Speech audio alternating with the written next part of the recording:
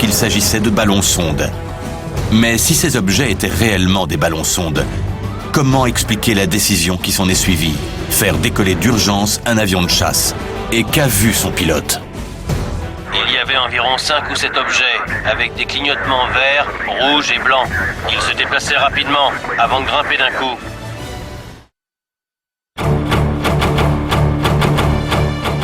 Le 7 octobre 1965, plusieurs témoins confirment la présence d'objets volants inconnus au-dessus de la base aérienne d'Edwards.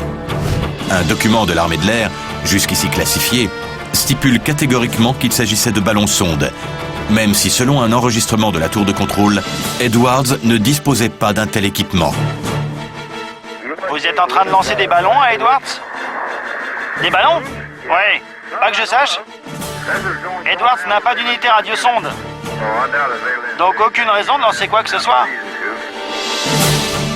Mais l'officier OVNI en contact avec la tour de contrôle cherche une explication plus rationnelle et continue à penser à la théorie du ballon. Ça aurait été très dur pour un ballon de voler du nord au sud à basse altitude, alors que j'avais mesuré un vent d'ouest de 2 nœuds. Si le vent arrive de l'ouest et qu'un des ballons vole du nord vers le sud, il lui est quasiment impossible de tourner contre le vent. D'après ce qu'on sait, ces objets n'avaient pas les caractéristiques de vol d'un ballon. On n'a rapporté aucun lancement de ballon cette nuit-là. Et pourtant, dans le rapport confidentiel, on dit qu'un ballon a été lancé. En fait, d'après le rapport, les objets volants sont qualifiés de ballons-sondes à 3 reprises, malgré toutes les preuves du contraire. Et ces ballons-sondes dont il parle, est-ce qu'ils sont éclairés d'une manière spécifique? Non. Pas de feu de signalisation? Non. La seule autre explication fournie par l'officier en charge des ovnis, c'est qu'il pourrait s'agir d'un aéronef normal, ce qui contredirait le signalement donné par Chuck Sorrells et le pilote posté sur la piste, Daryl Clark.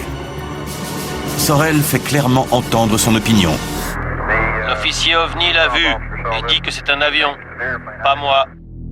L'officier pour les ovnis a dit que ça ressemblait à un avion. Ce n'était pas un pilote expérimenté, il n'avait aucun statut sauf le fait d'avoir été désigné officier OVNI. Je ne sais même pas quel était son poste précédent. Mais vous avez un contrôleur aérien qui dit que ce n'était pas un avion. Un pilote en alerte qui confirme. Mais l'officier OVNI, lui, est sûr que c'en était un. Bill, vous ne pensez pas que le rôle de l'officier préposé aux ovnis était en partie de déclarer que les objets repérés étaient des avions? On sait que l'armée de l'air s'est penchée sur le phénomène des ovnis et même des soucoupes volantes en 1960.